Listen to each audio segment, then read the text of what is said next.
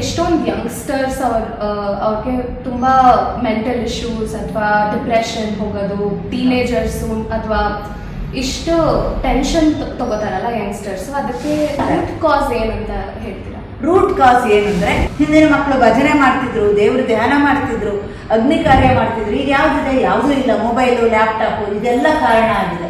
So ಹಾಗಾಗಿ ಇಷ್ಟೊಂದು ಜನಕ್ಕೆ ಮಾನಸಿಕವಾಗಿ ಅವ್ರು ಸರಿ ಇಲ್ಲ.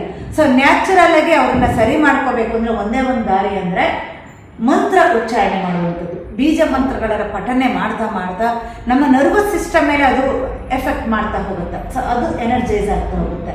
ಆಗ ಆಟೋಮೆಟಿಕಲಿ ಕೂಲ್ ಆಗ್ತಾ ಹೋಗ್ತಾರೆ.